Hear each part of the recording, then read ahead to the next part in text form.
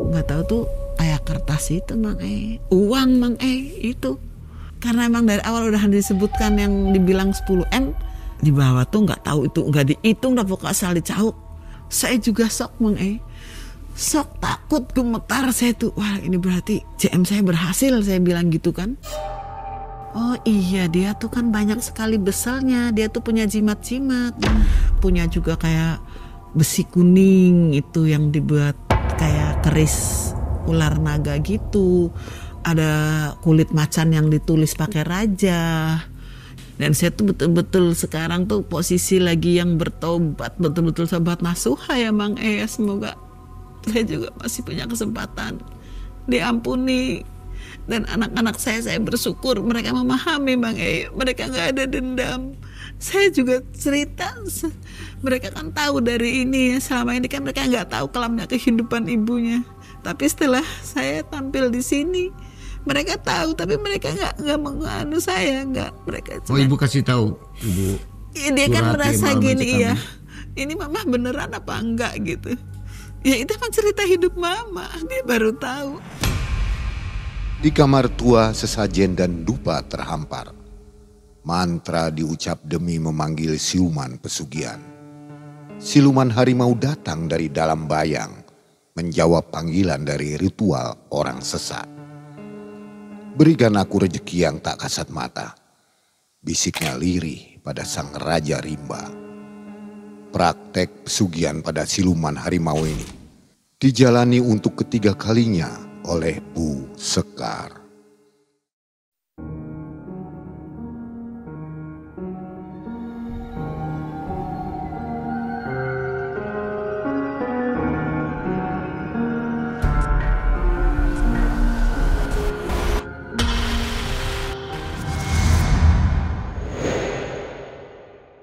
Assalamualaikum warahmatullahi wabarakatuh. Waalaikumsalam warahmatullahi wabarakatuh, Mang Nah, Sobat Malam Mencekam, alhamdulillah kita ketemu lagi ya. Ketemu juga dengan Bu Sekar. Jadi, sobat semua yang masih menunggu kehadiran Bu Sekar, hari ini kita hadirkan kembali. Berarti ini kisah yang ketiga. Betul. Sambungan maksudnya. Betul, masih babak berlanjut. Ketiga ya, masih babak berlanjut. Ketiga, iya. Makin seru aja. Kemarin itu terakhir suaminya kecelakaan ya Bu ya? Iya, betul. Ini masih panjang kisahnya? Iya, masih cukup lumayan panjang karena di situ juga masih ada ritual berikutnya yang saya lakukan di Cirebon. Dan setelah suami saya kecelakaan pun ternyata saya baru tahu sebetulnya sih banyak sekali genggaman dia yang punya besel. Kalau zaman dulu dia kayak punya jimat-jimat gitu, Mang Bu Sekar sehat ya? Alhamdulillah sehat. Aktivitas apa sekarang Bu? Masih tetap jualan kopi, masih ya, rokok, mie, ya betul. Gimana setelah tayang 2 video itu, apa ketahuan dari masker? Udah ada yang ketahuan ini Bu Sekar asli atau belum? bukan? Alhamdulillah sejauh ini belum. Ya. Mudah-mudahan aman ya. Cuman memang ada yang bilang teman gitu, ini suaranya sih kayak suara kamu sih gitu. Tapi wajahnya beda katanya. Saya ya bersyukur juga gitu. Apalagi kan saya juga habis pulang kebetulan nengokin juga nih. Karena mantan itu yang di JM-in ternyata sampai detik ini kan masih sehat, Mang Nggak berhasil masih seger bunger, ya. Nggak kena gitu? Nggak kena, ya malah yang kena yang lain dan kembali kambing ya sebagai tumbalnya. Oke. Iya.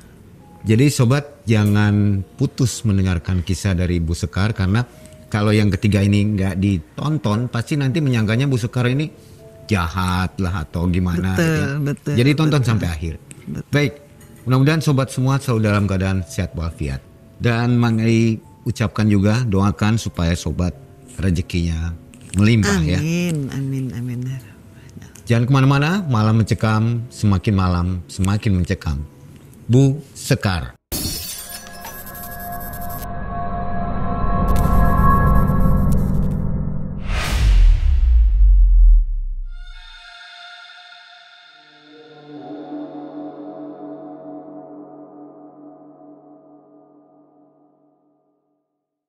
Selamat malam Mang ketemu lagi. Saya terima kasih juga dipanggil lagi di channel ini karena memang ceritanya belum tuntas Mang Dari kemarin yang rangkaian yang di part 2 itu saya melakukan ritual di Bandung, di Tasik, belum menemukan rezeki istilahnya seperti itu, dan sampai suami saya mengalami kecelakaan Jadi kebetulan setelah saya kembali ke sana kan dia masih di rumah sakit nih Bang Dari kecelakaan itu dia mengalami amnesia ringan yang bukan permanen Bang dia tuh. Menurut dokter seperti itu. Jadi ibu nggak usah khawatir karena ini bukan permanen, hanya mungkin dia shock kena benturan gitu, dengan sendirinya nanti asal diingatkan kembali dengan hal-hal yang pernah dialami, memorinya akan kembali. Jadi karena itu mantan saya itu, dia paling seneng bukan itu ya, emang dia juga kayak juga. Jadi teman-temannya itu semua yang berkunjung ke sana tuh menunjukkan gambar-gambar Bang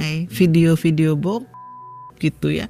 Jadi coba ingat enggak sampai lambat laun dia juga ingat dengan gambar-gambar. Tapi kalau ditanya ke seorang gitu, kayak ke saya, ke anaknya atau ke tetangga yang nengok, dia lupa.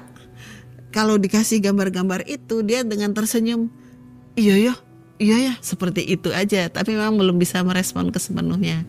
Tapi setelah berapa hari dengan rajinnya teman-temannya itu, gengnya dia itu menunjukkan gambar-gambar foto-foto, cerita-cerita. Kamu ingat gak waktu ke tempat ini, ke tempat itu, di Jawa Tengah itu banyak tempat-tempat itu PSK gitu ya Bang Dia masih ingat. Bahkan ada satu kisah yang bikin lucu juga sebetulnya. Dia bilang gini, wah wajahnya kayak setan tapi barangnya kayak ketan, kata dia gitu. Jadi yang dia pakai PSK itu memang orangnya jelek katanya Bang sudah dapat usia, tapi dia kata di itu teman-temannya juga, akhirnya dia tertawa, dia ingat orang itu sudah STW, umurnya sekitar 40-an katanya.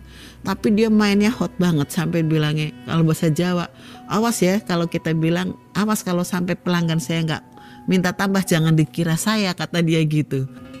Jadi saya juga sempat ketawa ya, malu, tapi emang itu ceritanya. Saya bilang, ojo ngasih nih orang nambah gitu kalau sama saya, kata si PSK itu.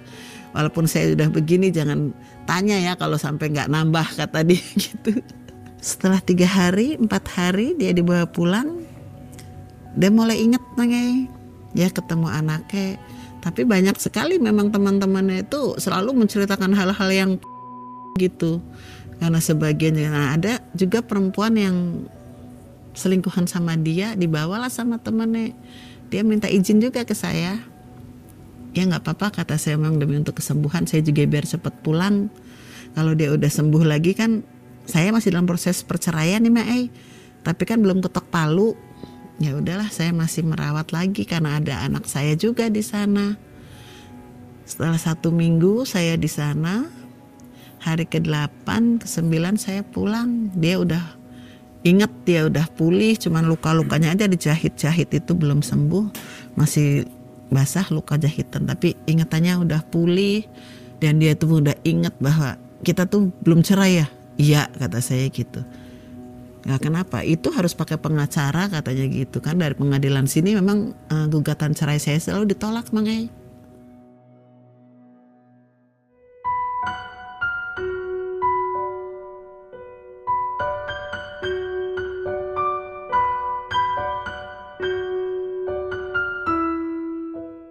Ibu merasa puas nggak waktu dia celaka itu? Iya, sebetulnya saya merasa ini ritual saya berarti berhasil gitu ya. Karena dia tanpa sebab dia celaka dengan sendirinya, dengan melihat makhluk halus yang perempuan tanpa wujud rupanya itu rata. Saya tuh merasa, wah ini ritual saya berhasil. Tapi saya kecewa juga kok. Kan perjanjiannya kalau dia nyawanya melayang, saya berhasil mendapatkan uang itu Bang Sedangkan yang saya udah lakukan di Tasik itu, dia hanya kecelakaan di Jawa, dan kambingnya itu yang mati itu kan, yang udah dicabik-cabik sama makhluk halus itu. Jadi karena, tapi ya memang saya juga waktu itu sempat dilemanya, saya juga mikir masih ada sisi, iya saya juga merasa itu juga bapaknya anak-anak, cuma rasa sakit hati saya, dendam saya juga masih ada ya, masih membara di sana gitu. Kalau ingat semua perlakuan KDRT dia, sepak terjang dia terhadap orang tua saya gitu. Cuman kok, terus saya mikir Bang oh iya dia tuh kan banyak sekali beselnya, dia tuh punya jimat-jimat. Karena dia kan seorang PNS tapi banyak sekali dikirim keluar Jawa Bang ke Papua dia udah pernah, ke Kalimantan. Buat bekal begitu ya? Iya, ke Aceh. Jadi dia tuh buat bekal, punya juga kayak besi kuning itu yang dibuat kayak keris ular naga gitu. Ada kulit macan yang ditulis pakai raja. Yang saya tahu persis ya Mang E, karena kalau malam Jumat Kliwon tuh dia pasti minta beli kembang Mang E. Kembang warna 3, kantil, melati, sama mawar. Benda-benda itu dia simpen. Kalau di rumah tuh ada laci sama pakai kantong hitam gitu. Nah, pas saya juga kadang suka iseng gitu kan, penasaran. Kayak kulit harimau itu Mang E. Jadi di belakangnya ada tulisan-tulisannya. Itu emang dia dapatkan, katanya ada yang dari suku Kalimantan. Kalau di sana katanya ilmunya lebih tinggi juga memang. Yang dari timur juga dia ada. Waktu dia tugas di Papua juga dia ada gitu. Oh, saya mikir ini mungkin ya sebagai dia punya benteng katanya. Dia tuh punya khodam yang melindungi dia. Dia sendiri selalu sumbar. Makanya susah ditumbalkan ya? Iya, sebetulnya itu Mang E, betul. Dia tuh memang pernah gitu ada yang ngirim santet. Dia kayak kerasa Mang E, dia tahu kalau malam ini nih ada yang mau ngirim saya nih, ada yang dendam gitu masalah penarikan motor gitu Mang E. Dia tuh bisa merasakan, dia tahu. Dan saya pun sempet Mang E di Cirebon itu sempet pengen nyantet dia gitu. Tapi dia tuh tahu setelah tidur bareng di sana dia bilang semalam ada nenek-nenek pakai jubah putih kata dia gitu. Itu suruhan dari kamu.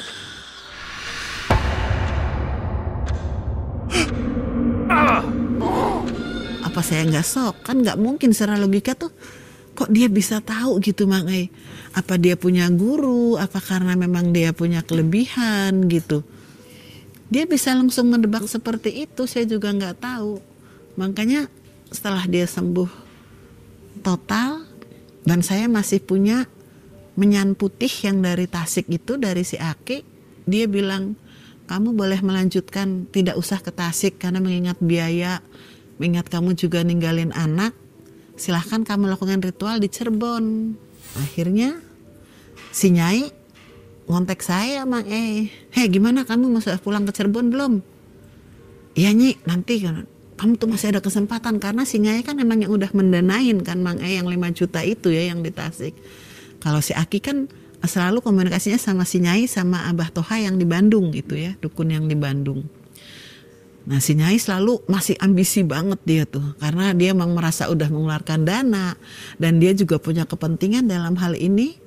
Dia kebetulan pakai uang perusahaan kayak Pak Dadang, Kang Asep, itu juga mereka betul-betul mengharapkan saya berhasil. Selain bukan cuman karena dendam saya, ambisi saya, tapi mereka tuh mendukung merojong tuh karena punya harapannya keberhasilan itu akan dibagi. Karena saya kan bilang saya nggak mau banyak-banyak. Nah, si Nyai selalu ngontak saya, yaudah nanti kalau saya pulang ke Cirebon gitu, kamu mulai lagi aja katanya. Karena si Aki udah ngubungin saya katanya gitu.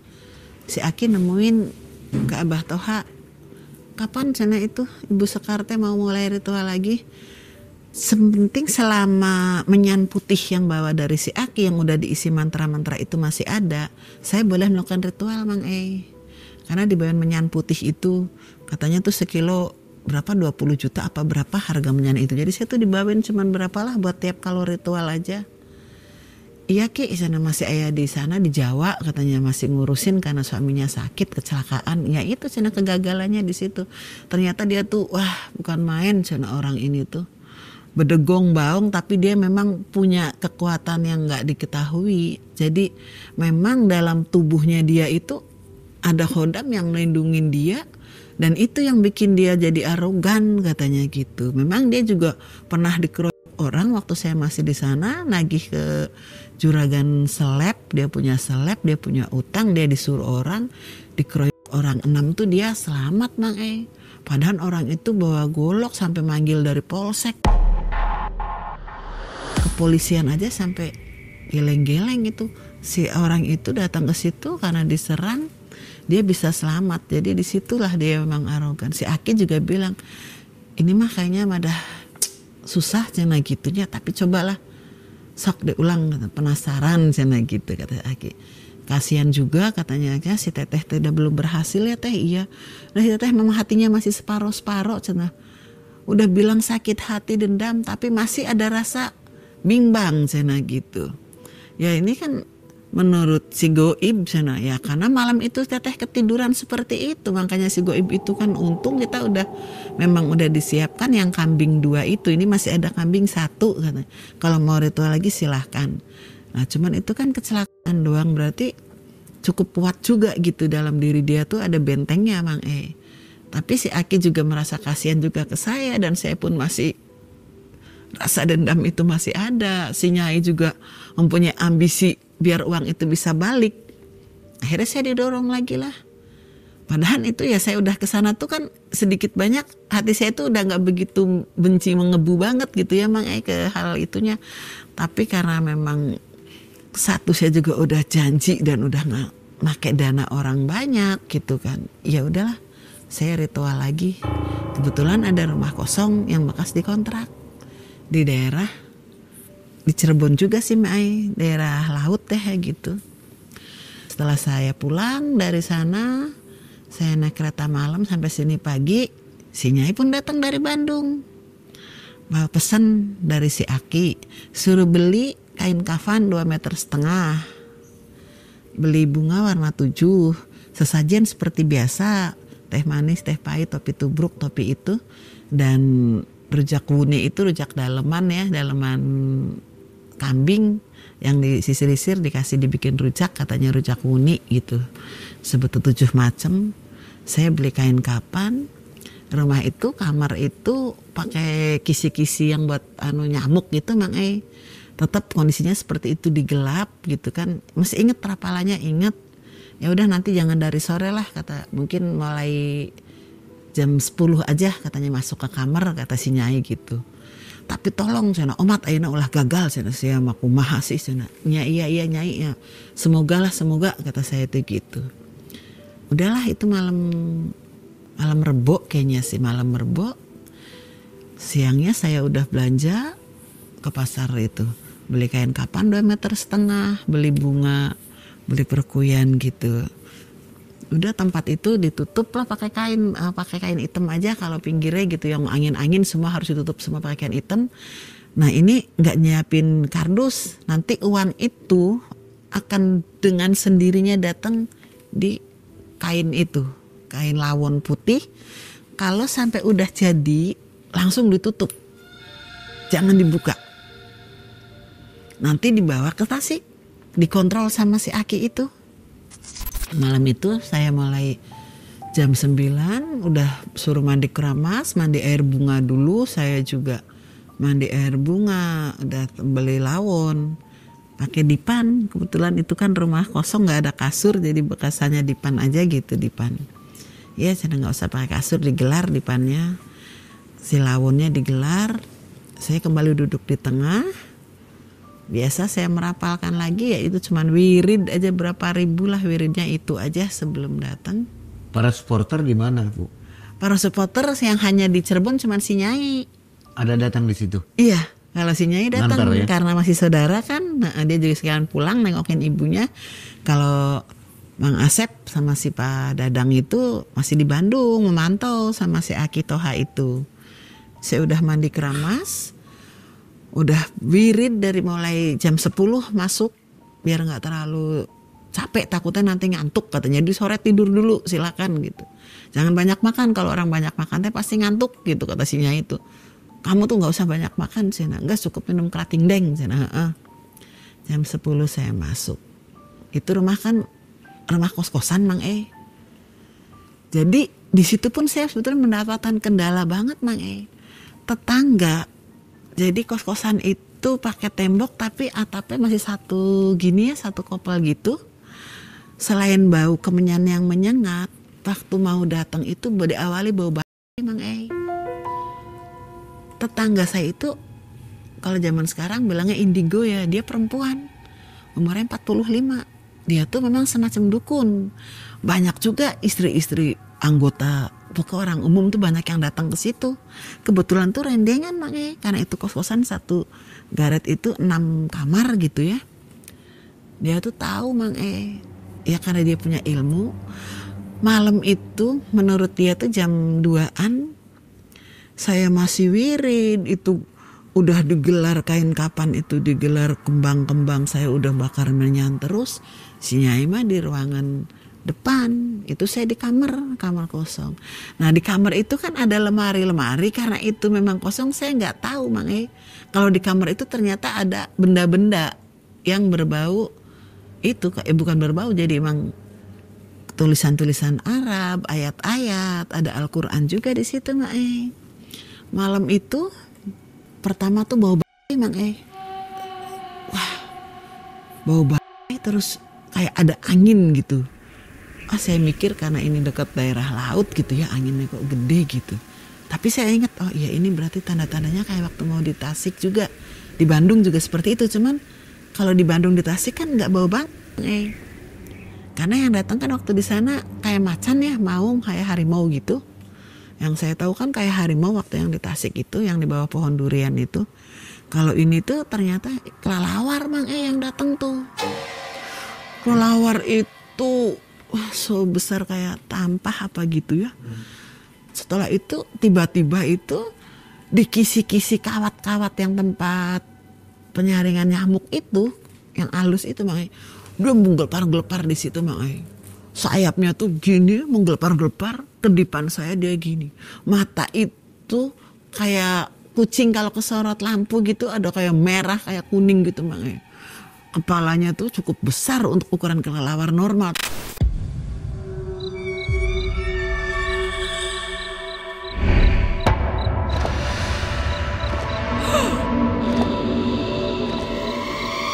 Saya masih wirid, saya tuh berharap itu berubah menjadi uang apa gimana gitu.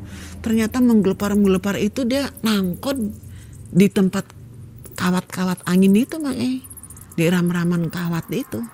Sambil melotot gini, ada sekitar agak lama kalau itu ya, berapa menit gitu. Saya masih wirid sambil saya lihat sedikit-sedikit, kok ini menggelepar. Saya bingung juga. Apa tandanya ya, saya kan nggak bisa nanya apa gimana ya, namanya itu kelelawar cuman menggelepar-gelepar, setelah dia muter-muter dalam kamar menclok sana sini. Jadi kayak gelisah, kayak ketakutan Mang si kelelawar itu tuh kelupak kelupuk. Setelah berapa menit gitu habis nangkut itu, kelelawar itu kayak lemas Mang lemas sendiri. Terus tiba-tiba menghilang. Saya masih wirid, tiba-tiba menghilang. Saya juga merasakan nggak ada yang jatuh, nggak ada apa gitu ya. Apa ini saya gagal lagi? Saya udah pikirannya juga emang ke situ juga Mang Sampai kedengaran lah dari musolah itu, Hairul Minanas gitu ya, yang besok pagi gitu yang bangunin itu. Wah udah gagal, saya lemes lagi. Kok gagal ya, kelelawar itu ada apa gitu saya tuh. Setelah keluar sampai jam 4:30 udah orang adzan, saya keluar jam 5 itu. Si Nyai udah ngeringkel aja di kursi. Nyi. Priben. Gagal apa-apa. Lawone masih anak kembang. Sajene sih pada setengah-setengah diacak-acak. Tadi malam tuh yang datang kelelawar nih. Iya aja kita gurubuk. Tapi bau anjir pisan aja gitu. Aduh, ya udah nantilah. Jam 7 aja katanya. Si Nyai telepon pakai Nokia yang tebel itu, yang gede itu. Ya udah nanti laporan lah ke Bandung si Nyai itu. Gagal malam itu Mang Tapi dari sana tahu Mang kegagalan saya itu, kenapa si kelelawar itu mengalami kayak mau gelisah gitu. Dimarahin lagi lah ente-entean. Dasar cenah, belegug kabeh cenah. Nyaho eta tempatnya cenah kuduna dibersihkeun heula. Eta naon eta cenah, loba tulisan-tulisan asma Allah cenah. Kata siapa itu? Si Aki dari Bandung. Abah Toha dapat dari si Aki katanya gitu. Si Nyai langsung, lah ya kan beli weru. Da umahe duduk umahe kita. Kata saya itu gitu. Coba cina dibersihkan deh cina. Kayak diulang masih ayam tuh cina menyana. Masih kayak cina. Untung cina itu bisa keluar cina kelawar. Mun maeh didinya cina rek kumaha coba cina. karunya jiksa cina gitu. Tedek teliti cina sana. Ya cuma dibersihan baik sih sesuai instruksi, dibersihin ya cuma dipel, disapu, diberesin gitu.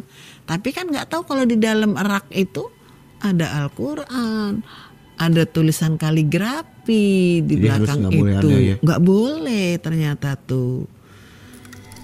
Jadi kumaha ki panas katanya. Ya untungnya katanya nggak mati di situ.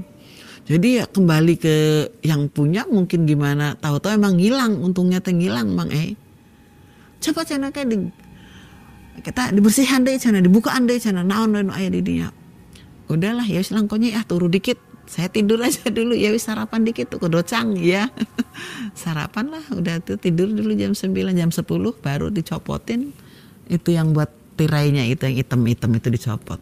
Di dalam lemari itu lemari kayu sarongan gitu ya, bukan lemari kaca. Oh benar ada buku Yasin, ada kitab itu, ada kaligrafi. Oh ini berarti semalam makanya gitu. Nah tetangga saya itu udah jam 9:30 dia keluar datang ke tempat saya itu Mang itu kan tetangga sama kakak saya yang punya kontrakan kan. Cek ya maaf ya. Jadi tadi malam katanya saya tuh merasakan di sekitar sini ada orang yang mau kurang ajar katanya gitu. Maksudnya kurang ajar apa Mbak Marni? Anak akan melakukan ritual pengen nyupang cina gitu. Saya kan malu ya Mak aduh kok dia bisa setahu seperti itu. Pertama bau cina gitu, bau menyane nyegrak kata dia itu gitu. Tolong ya sempet tercekcok. Saya kan membela diri ya, saya juga malu kalau sampai gitu. Kalau sampai di lingkungan sini ada yang meninggal, ada yang aneh, saya udah tahu katanya dari rumah ini kata dia gitu Mang Saya juga udah lemas aja, kok dia bisa langsung nebak itu. Cuman perasaan sih cina nggak berhasil cina sak manena gitu. Aduh saya tuh Mbak Marni masa iya sih bukan sih Mbak Marni tuh ngarang Mbak ya nggak mungkin lah masa saya kayak gitu. Enggak pokoknya saya tadi malam tahu katanya jam 2 saya nggak bisa dibohongin cina. Jangan main-main sama saya katanya. Iya sih saya juga tahu kalau Mbak Marni itu orang pintar kata saya tuh. Iya ada banyak yang datang orang ngobatin orang kena santet apa gitu kan. Padahal orangnya kecil, nggak nyangka kalau dia punya ilmu gitu ya Mang Tapi ngerokoknya kuat dia tuh kalau ada tamu dia lagi manggung ya rokok aja. Tamunya keluar masuk gitu. Dia tahu Mang kalau malam itu saya melakukan ritual. Dan dia pun tahu kalau saya tuh gagal. Cuman dia nggak bilang Ujud yang datang, saya bilang saya tahu katanya. Ada yang datang goib tapi nggak berhasil. Cuman ini ritualnya nyimpang katanya gitu. Karena dia juga suka ritual, tapi kan dia untuk meningkatkan ilmu mungkin ya. Pokoknya hati-hati ya, cina. Saya titeni kata dia tuh gitu. Wah, saya sempet ragu nih. Apa saya mau melakukan lagi? Tapi kok si Nyai kan, ya kumaha kalau belum berhasil, cina. Itu udah pada nungguin. Makanya Nyai geus minjem uang napa dadang deh. Iya Nyi, tapi itu sih Mbak Marni kok bisa kayak gitu ya? Iya cina, iya memang Mbak ya nggak aneh sih Nyi, memang karena dia memang dukun kata saya tuh. Tapi kok dia memang ilmunya berarti cukup lumayan tinggi ya Mang karena dia bisa tahu gitu kan. Udahlah laporan lagi. Udah dibersihkan barang-barang itu, dibungkus, dijauhkan dulu dari rumah itu. Asma-asma Allah itu sudah dijauhkan. Jadi kumaha ki sok cenah diulang deui cenah. Karunya teuing cenah. 3 kali gagal. Itu kan ketiga kali Mang Jadi di Cirebon itu terus saya. Tapi cenah geus menteu cenah kebe lah. Tungguan cenah. Kamis Kliwon cenah. Oh ya geus lah ada istirahat, tapi itu kamar betul-betul harus sudah dibersihkan. Harus sudah disterilkan istilahnya gitu ya.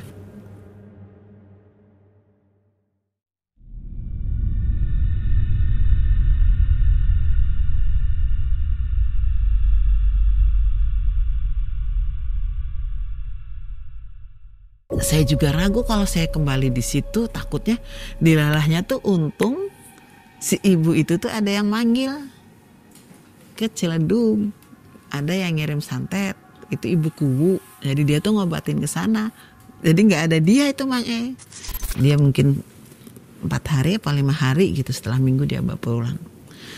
Malam Kamis itu saya kembali tetap seperti kemarin sana gitu, nggak ada yang dirubah. Kita Lawon Bodasna digelar biasa, beli bunga yang baru, tapi menyanyi masih katanya, masih sih Ki, masih gitu. Soalnya mahal banget kalau beli teh sedikit aja tuh udah 100.000 mungkin cuman setengah on apa seon gitu. Ya untung masih sedikit-sedikit lah. Setelah malam itu saya melakukan lagi. Itu di situ ada siapa aja Bu? Cuman si Nyai aja, rumah Nyai itu aja. rumah kosong di kosan itu iya. Kalau yang lain sih jauh-jauh Masih semua. di Bandung semua, Jadi iya. mereka infokannya itu dari mana? Si Nyai aja kontek-kontekan. Ke telepon. Telepon iya. Jadi nanti mereka kumpul di tempatnya yang di kalau Aki kan jauh ya di Tasiknya tuh. Kumpul di situ, mungkin dia berunding apa gitu. Masih tetap mantau terus. Jadi laporan aja si Nyai itu, kontek-kontekan aja sama Pak Dadang sama Jarak jauh semua. Aki Ya? Tohatu. Iya, kalau yang laki-laki itu yang nungguin hanya si Nyai yang di Cirebon. Ya di Bandung semua Mange. Tapi mereka betul-betul memang berharap dan dia juga mendukung. Di sana juga dia ikut mendoakan katanya gitu. Iya kata saya tuh. Ya, memang mereka juga mengeluarkan dana cukup lumayan ya setiap kayak itu kan harus dibeli juga gitu sesajen ya walaupun uangnya gitu saya kan nggak punya duit ya saat itu emang saya dari mana gitu. Tapi mereka tuh ya kayak gotong royong karena memang udah punya kesepakatan besok dibagi.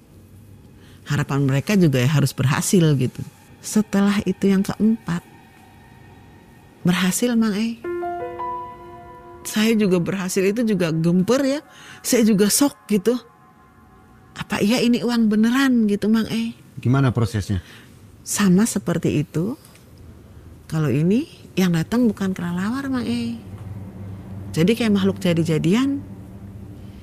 Wujudnya sih ya digambarkannya seperti yang pertama di Tasik itu kayak manusia harimau gitu ya. Pakai dehem. Cuman dia manggut-manggut aja gini. Ininya bodas apa putih-putih semua. Rambut kesini tuh sulak gini. Kayak bulunya tuh ke belakang sini. Wajahnya kecil gini. Kayak harimau gitu. Karena memang kondisi gelap juga saya sedikitnya kan takut juga berhadapan tuh.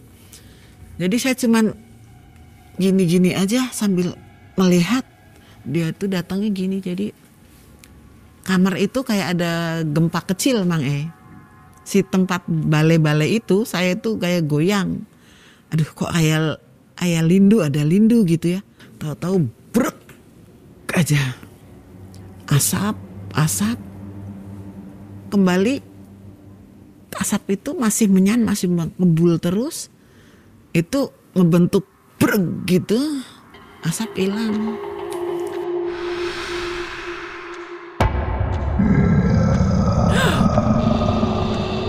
Saya masih takut-takut aja sama saya masih wirid gini. Ya cukup kelihatan sih walaupun samar-samar gitu. Dia gitu aja. Tapi nggak ngomong Mang Saya berpikir kok emang makhluk halus apa bisa omong-omongan. Tapi waktu di Tasik kan sempet waktu tawar-menawar dia ngomong ya ada suara gitu Mang Kalau ini kok nggak ada. Cuma dia duduk di hadapan saya, dia tidak bicara, sayanya aja yang gini. Saya takut-takut gini aja. Oh, saya menghadapinya tuh takjim gitulah. Karena wah ini mungkin, tapi kok nggak bersuara. Kalau waktu yang di Tasik kan sempet tawar-menawar juga. Ini getih mana? Enggak, ini JM aja, ini JM iya. Ini gitu. Kalau ini enggak ada suara Mae. Jadi nggak ada kontraknya ya? Iya.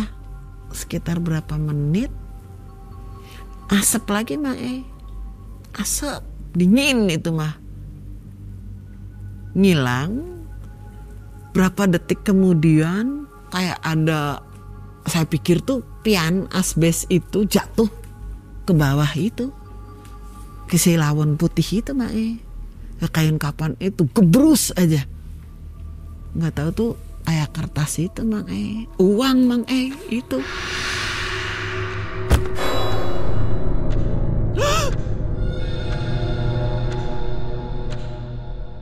Saya juga sok Mang sok takut, gemetar saya tuh. Wah ini berarti JM saya berhasil, saya bilang gitu kan dalam hati gitu.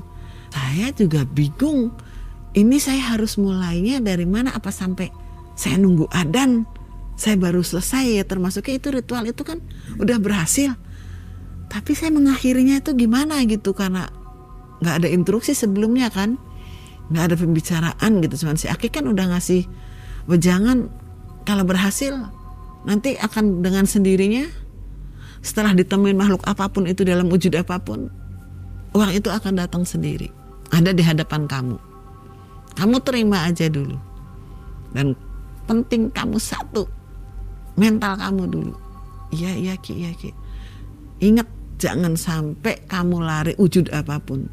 Si Nyai kan terus yang kontak ke sana, ke Bandung. Dari saya tuh aksesnya ya melalui si Nyai itu ya. Kalau itu adzan subuh lagi Mang adzan subuh berkumandang, masih gelap-gelap gitu. Itu belum tahu pecahan berapa ya? Ada Mang itu ratusan sama 50-an Mang Oh 2 pecahan itu ya? Iya. Subuh saya keluar, saya kunci lagi pintu tuh. Nyi, alhamdulillah Nyi, alhamdulillah. Hasil. Iya tapi ikut priben. Ya wis dibungkus sana gitu ya. Lapor lah si Nyai telepon. Bawa ke sini, dibungkus. Naik apa ya? Udah naik travel aja lah, pakai cepet.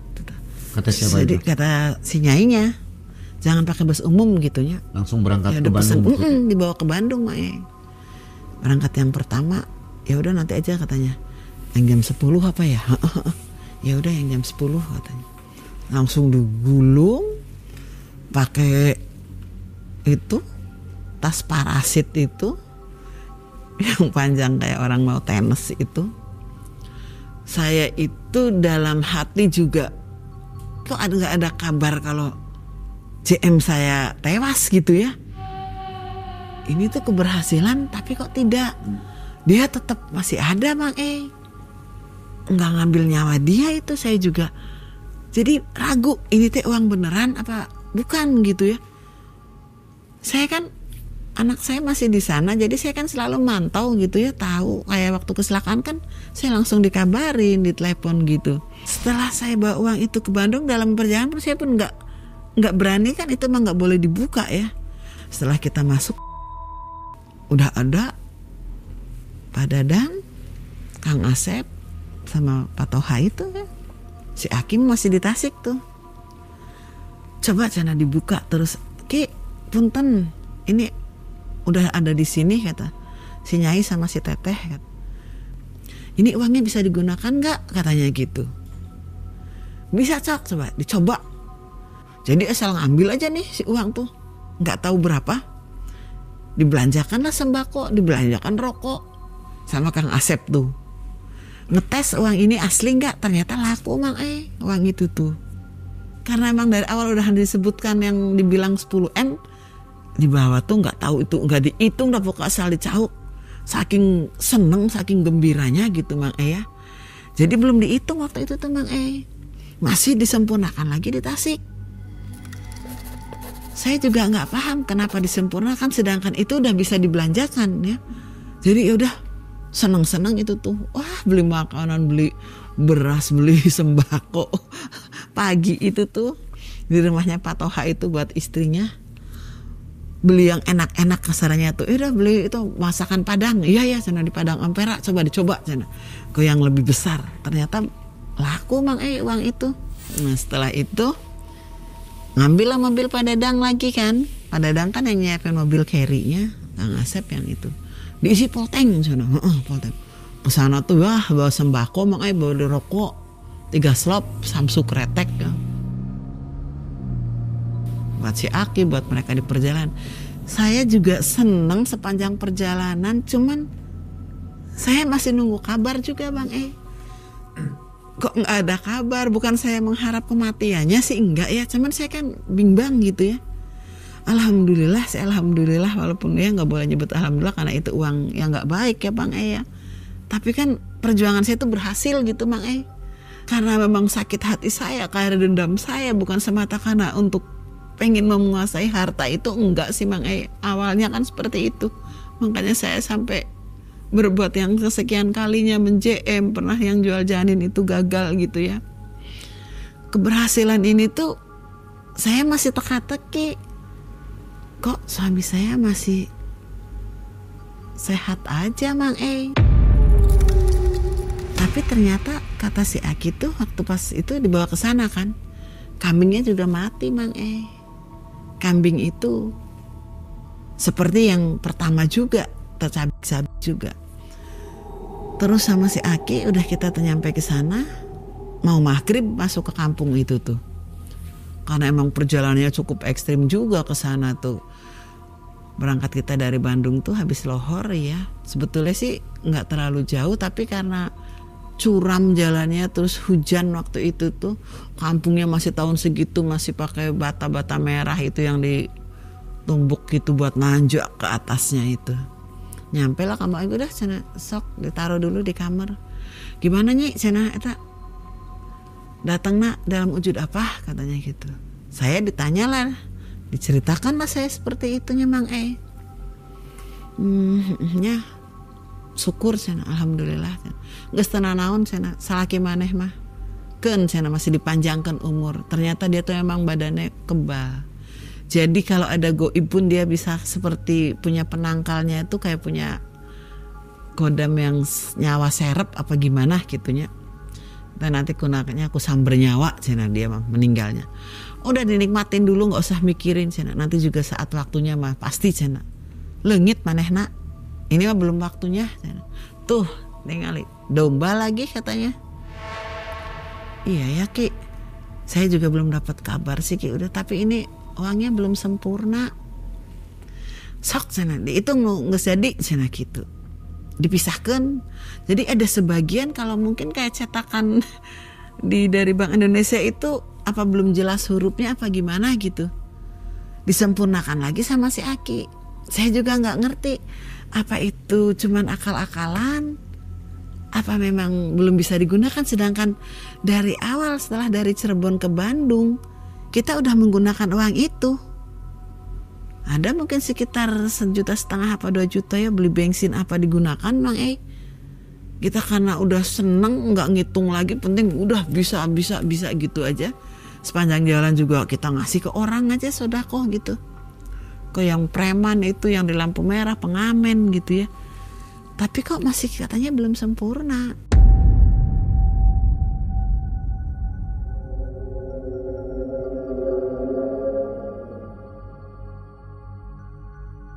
Setelah dipisah, ini masih dibungkus lawon sama Kang Asep sama Kang Dadang. Ternyata mereka lebih ambisi lagi, lebih serakah Mang Saya tuh kayak dimanfaatin yang sakit hati saya, yang detail saya, tapi emang saya juga menyadari karena mereka yang ngebiayain gitu ya.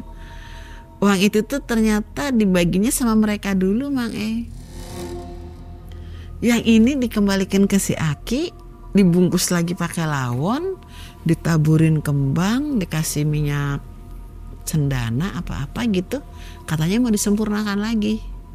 Yang sebagian udah diambil. Iya, yang sebagian cuman sekitar mungkin 1M lebih ya apa berapa gitu. Saya juga ada nggak ngitung, katanya sih 2M-nya tapi kurang katanya gitu. Kemarin udah dipakai gitu. Cina iya sempurna. Jadi sebagian dibungkus lagi. Iya, ditaruh Ibu lagi di dikasih. kamar si Aki. Belum itu belum dikasih. Jadi yang udah dapat siapa aja? Akhirnya saya juga dikasih Mang Yang sisa itu ya, yang jadi baru sekitar 2M lah mungkin. Si Nyai, Pak Dadang, Kang Asep, Abah Toha. Si Aki mah belum nih. Mereka berempat. Kebagian berapa Ibu? 300-an apa? Ya kurang lebih segitu Mang 300 juta. Iya. Rata-rata segitu. Saya beli semua. rumah. Enggak, saya enggak dikasih tahu mereka dibaginya berapa. Saya 300 pun kurang kok, kayak mau beli apa katanya gitu kan. Si Nyai bilang, kamu maunya apa? Ya saya pengen punya geledegan aja lah. Beli Mio geledegan, saya bilang gitu. Mau motor teh geledegan gitu kan. Beli geledegan aja lah gitu. Beli motor, Saya kan rumahnya masih ngontrak, kata saya sejak pulang dari sana kan saya numpang di rumah emak, rumah sekecil itu buat kakak-kakak saya ya Bang ya, ada 5 kepala. Saya kan belum punya rumah, kata saya tuh. Ya udah cari rumah sok di itu. Saya dapat di daerah cuman 160 belinya juga kecil. Ya udah cukup lumayan lah, nggak terlalu permanen ya, 160 tuh tahun sekian gitu. Ya alhamdulillah saya bisa punya rumah, punya motor, dan saya tuh bisa nerusin anak saya sekolah Mang Yang saya bawa ke Cirebon itu yang saya tadinya janin itu kan, setelah gagal itu sampai dia tumbuh dewasa ya pada sekolah ikut saya 2 anak saya tuh, dari sana cuman 1 yang ditinggal di sana tuh.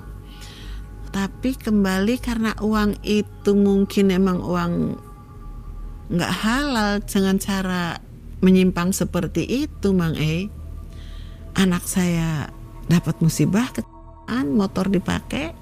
Anak saya setelah 3 bulan Mang setelah saya menikmati uang itu akhirnya cacat kakinya, patah tulang. Saya mau dioperasi, dimintain waktu itu operasi minta 20 juta.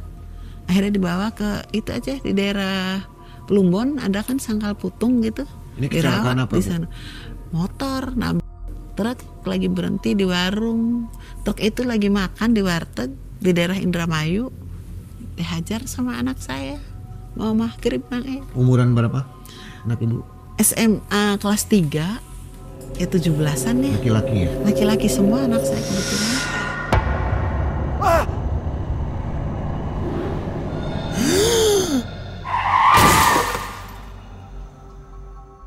Saya dikabarin dari Puskesmas Indramayu, anak ibu mendapat kecelakaan. Saya udah panik, saya udah nangis, ya Allah kok seperti ini, kata saya itu. Ya udah motor itu habis lah. Saya juga nggak mau pakai lagi kan motornya ringsek.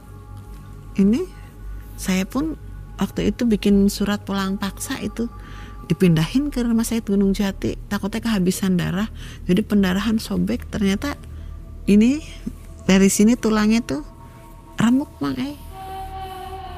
dioperasi, dibuangin tulangnya tangan, kalau enggak nanti katanya gitu ya. Jadi sekarang agak cacat. Itu yang sebagian lagi kan harus dibawa ke mana? Masih ke si Aki. Masih nggak ikut, nggak ada yang nganterin.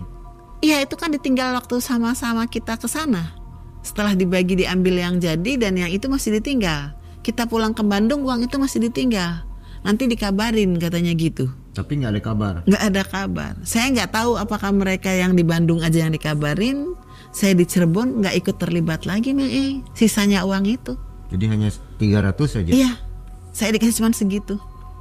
Ibu nggak nggak komplain? Enggak, saya nggak komplain karena emang saya mikir, cuman mau saya ragu juga gitu ya, ragu juga, takut gitu kan Mang kok anak saya juga gitu kan Mang Jadi saya nggak berharap nyari tambahan gitu, takutnya nanti malah imbasnya ke anak-anak saya. Di sini gitu. mulai ada kejadian ganjil ya? Iya Mang terutama setelah itu ya mungkin sih udah takdir.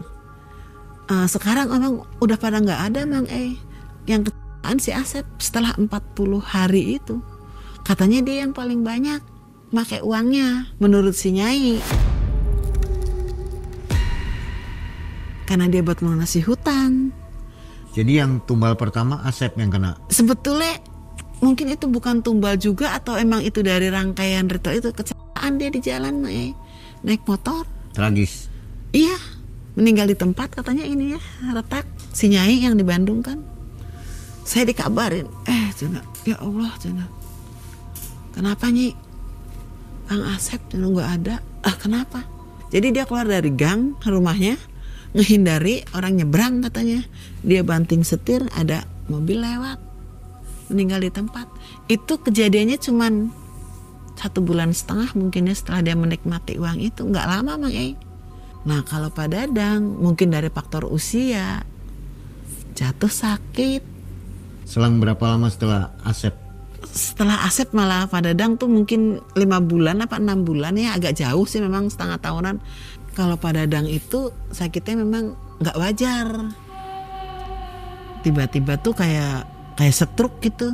nggak bisa ngomong, duduk aja di kursi roda Mang Terus Akitoha meninggal. Saya berpikiran kalau itu udah tua. Memang karena sakit katanya komplikasi. Tapi ada yang bilang ada musuhnya yang nyerang gitu. Dia ngobatin orang itu mengembalikan santetnya, akhirnya kena ke Pak Toha. Si Nyai sekarang sakit-sakitan, tapi masih ada Mang Dan uang saya pun udah motor itu habis, udah buat bayarin anak saya juga berobat ke alternatif ke sana ke sini. Habis juga, akhirnya rumah saya jual Bang Karena saya berpikiran ini rumah juga pembawa petaka gitu ya. Dan saat itu suami saya pun udah mengajukan gugatan sendiri. Kita udah resmi aja itu tuh kan, udah resmi pisah, udah cerai. Rumah saya habis, uang itu habis total, habis bersih Bang Saya pun kembali ke nol. Makanya saya berpikir lagi, udahlah saya tidak akan melakukan hal seperti itu, betul-betul saya juga ingin bertobat. Sampai detik ini mantan saya masih sehat aja. Cuman sekarang dia lagi kena teguran, gak bisa jalan badan masih sehat, gemuk. Cuman dia kalau berdiri jatuh sendiri. Itu karena, ya mungkin karena dari ilmu-ilmunya dia juga banyak pegangan. Apa karena dari akibat dia suka minum, apa gimana saya juga tahu. Cuman yang jelas itu setelah sekarang 2 tahun terakhir kemarin itu nggak ketemu penyakitnya, udah di CT scan, MRI, di endoskopi. Jadi dia lemes, padahal masih gagah badannya mah. Sudah punya istri baru? Udah, punya anak usia 7 tahun. Masih setia istri lamanya, istri baru itu? Masih ngikutin. Padahal perbedaan usianya 27 tahun. Tapi karena memang suami saya udah mapan kan, waktu ditinggal sama saya pun dia banyak bisnis ya, walaupun bisnis saya yang nggak lempeng gitu, tapi dia cukup terpandang gitu Mang Dia emang berhasil Mang karena dia berani merambah bisnis yang segala macam. Dia nggak mikir mau halal mau enggak, yang penting saya harus sukses. Sudah pensiun? Udah. Jadi makan udah pensiunan lama, iya. Pensiunan sih nggak seberapa, tapi banyaknya sambilannya Mang Dia tuh jadi agen ya yang seperti itulah yang melanggar yang ilegal. Tinggal saya lah merenungi nasib kegagalan saya. Tidak ada keberhasilan ya Mang Tindakan saya yang memang ya bodoh ya ceroboh ya, karena terdorong rasa sakit hati, rasa dendam, tapi akhirnya tidak membawakan berkah apapun, bahkan kehancuran ya yang ada ya. Itu juga satu teguran mungkin. Saya bersyukur lagi saya masih bisa anak-anak saya sehat tumbuh normal sampai sekarang. Walaupun mereka ya kerja biasa, tapi alhamdulillah Bang saya masih bisa diberi kesehatan. Anak-anak saya sekarang saya udah punya cucu 2. Ibu nggak ada gangguan dari makhluk-makhluk yang memberi harta itu? Ke saya malah enggak sama sekali. Sama sekali. Iya. Tapi anak saya yang jatuh itu sering dikelihatin tadinya Mang Apa dia didatangi? Jadi kayak ada suara-suara orang menangis kalau ada di kamar tuh. Wujud kaki katanya, wujud orang tinggi besar di kamar. Tapi dia nggak curiga ke ibu ya? Enggak, sama sekali dia nggak tahu. Oke, saya tuh ke orang tua supaya ditutup. Saya mikir apa dia ada kodam yang ngikutin gitu kan. Karena kan dia merasa ketakutan Mbak Sampai sekarang? Ditutup sama sama orang tua dari Celangcang. Saya minta, katanya dia ya udah ditutup aja. Jadi dia kalau masuk ke tempat-tempat yang angker, dia bisa ngelihat seolah-olah tuh kayak orang indigo kalau sekarang ya. Jadi dia tuh kayak ketakutan. Waktu masih awal-awal yang di rumah itu dia sering dilihatin Mang makanya saya jual. Kalau anak kedua itu?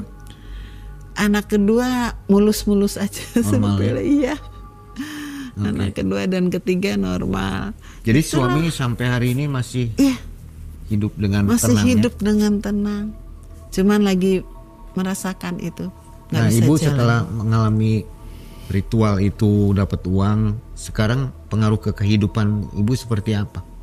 Ada kesulitan nggak? Jadi sulit menjalani kehidupan. Efek dari itu ada nggak? Iya.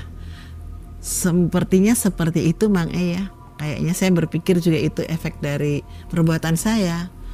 Apa memang juga karena saya emang tidak punya background bisa apa seperti perempuan yang lain. Zaman sekarang kan wanita mandiri ya. Saya juga pendidikan cuman SD kan Mang Ya saya sih bersyukur aja dan berpikiran positif. Emang karena saya bodoh, apalagi sekarang saya udah masuk usia 60 ya Mang Mau kerja apa? Saya nggak punya keterampilan, paling saya jualan masakan sih bisa ya. Saya yang memang perempuan kodratnya pinter masak.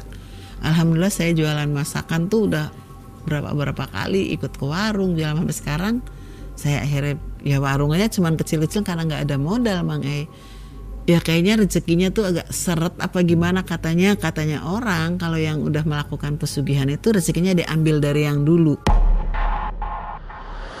Jadi kedepannya kamu tuh udah nggak punya rezeki katanya ke anak-anak kamu juga karena udah diambil sama kamu. Sebagian ada yang bilang seperti itu. Dan saya tuh betul-betul sekarang tuh posisi lagi yang bertobat, betul-betul sobat nasuha ya Mang semoga saya juga masih punya kesempatan diampuni. Dan anak-anak saya bersyukur mereka memahami Mang mereka nggak ada dendam. Saya juga cerita, mereka kan tahu dari ini, selama ini kan mereka nggak tahu kelamnya kehidupan ibunya. Tapi setelah saya tampil di sini, mereka tahu, tapi mereka nggak menganu saya, nggak mereka. Oh ibu kasih tahu, ibu. Ya, dia kan merasa gini ya, ini mama beneran apa enggak gitu. Ya itu kan cerita hidup mama, dia baru tahu. Yang dipanggil sama YouTube gitu kata dia tuh mama untuk mendapatkan imbalan enggak. Ini mama betul-betul murni kalau mama pengen beban mama tuh bisa terungkap kalau memang hidup saya udah mengalami sejauh itu. Yang saya alami sekelam itu Mang dan seterpuruk itu. Tapi sekarang ya saya bersyukur saya diberi kesehatan, saya nggak ada penyakit yang gimana ya. Walaupun ya ada sedikit kekurangan rezeki karena emang saya nggak punya keahlian apa-apa Mang Jalannya aja ya. Iya ya bersyukur. Amin. Insya Allah lancar kembali Bu gitu, ya. Amin ya. Ya saya bersyukur ya anak-anak saya sedikit-sedikit pada kerja gitu ya Mang Sudah bisa bantu ya. Nggih.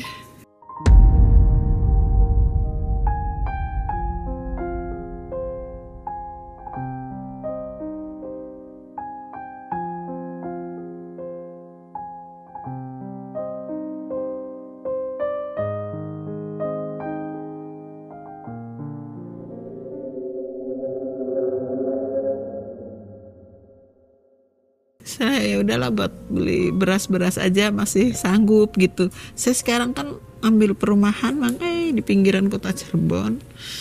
Kalau ngontrak terus kan selain waktunya cepet juga kalau perumahan lama-lama jadi hak milik gitu kan semampunya lah gitu. Ya syukur alhamdulillah sudah terbeli lagi rumah Bu ya.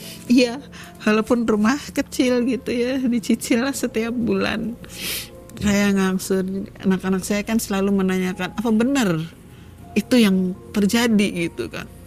Tapi mereka nggak menjudge gitu Bu ya? Enggak alhamdulillah. Karena mereka merasakan kehidupan sewaktu saya masih sama bapaknya kan Mang Mereka kan udah cukup besar Mang tahu KDRT dan mereka pun merasakan KDRT yang luar biasa. Oke. Jadi mereka memahami betul. Ibu, yang terakhir nih pesan untuk penonton Malam Mencekam dari pengalaman hidupnya Bu Sekar nih, apa yang mau dibagikan ke penonton? Iya, saya perempuan-perempuan di luar sana, ibu-ibu di sana zaman sekarang lebih pintar ya Pak mereka pada punya background, jadi mereka berpikir apalagi sekarang banyak yang keluar negeri, mungkin tidak akan melakukan hal seperti yang saya lakukan dan saya pun jangan sampai terjadi pada ibu-ibu yang lain. Karena kalau perselingkuhan itu memang semua hampir sekarang kan hampir rata mengalami ya. Perempuan zaman sekarang mungkin berpikiran lebih maju karena mereka punya pendidikan, SDM-nya tinggi. Kalau saya kan dari dulu memang SDM saya rendah. Saya mengambil jalan pintas seperti itu. Jangan sampai ada yang mengikuti jejak saya dan merasakan kehidupan. Karena uang yang didapatkan dengan cara instan, dengan cara menyimpang seperti itu tidak akan barokah dan tidak berhasil, tidak ada yang langgeng ya Mang saya menyadarinya seperti itu. Dalam sekejap mata Mang hilang. Padahal waktu tahun segitu kan uang segitu besar Mang 300 juta ya. Tapi dengan adanya kejadian-kejadian, saya kecelakaan anak saya jualan apapun nggak laku Mang Jadi lingkaran setan ya Bu ya. Iya, betul bolak-balik aja setan. gitu. Iya, betul Mang. Jadi jangan sampai perempuan-perempuan di Indonesia gitu. Jadi Ya, etisnya kalau terutama memang ada masalah masalah gitu, keluarga iya. atau rumah tangga, kalau cerai ya cerai Ibu ya. Iya, Jangan betul. sampai menumbalkan Iya, seperti jangan sampai. biar Allah jangan yang sampai. membalas Betul, gitu. betul. Saya juga banyak nasihat seperti itu ya Mang Ai, dan banyak masukan juga. Sekarang kamu tinggal bertobat, saya tinggal bertobat. Di sisa umur saya, hidup saya semoga bisa istiqomah. Saya bertobat Mang Ai, betul-betul. Yang tobat nasuha ya alhamdulillah Gusti Allah tuh mungkin masih mengampuni Amin, amin, saya. insya Allah. Saya masih diberi kesehatan, diberi kehidupan lagi yang layak, walaupun enggak, saya juga udah nggak pengen hidup mewah ya Mang Ai, karena usia saya udah tinggal seberapa lah. Yang penting bisa makan, ada tempat tidur, buat berteduh. Anak saya juga alhamdulillah sehat-sehat, cucu saya sehat-sehat gitu Mang Ai. Ya, Sobat Malam Mencekam, itulah akhir kisah dari Ibu Sekar ya. Jadi jangan lupa untuk menyaksikan kisah Bu Sekar sebelumnya nih. Jadi yang ini adalah akhir dari kisah itu. Iya. Ibu mudah-mudahan selalu tabah ya, Amin, istiqomah amin. dan mudah-mudahan tobatnya diterima oleh Allah Amin, Subhanahu wa amin, Ta'ala. amin. Sehat selalu dengan keluarga, anak-anak Ibu dan cucu ya. Amin, ya terima kasih. Nah, Sobat Malam Mencekam, demikian kita akan segera jumpa di video selanjutnya dengan kisah yang lain. Assalamualaikum warahmatullahi wabarakatuh. Waalaikumsalam warahmatullahi.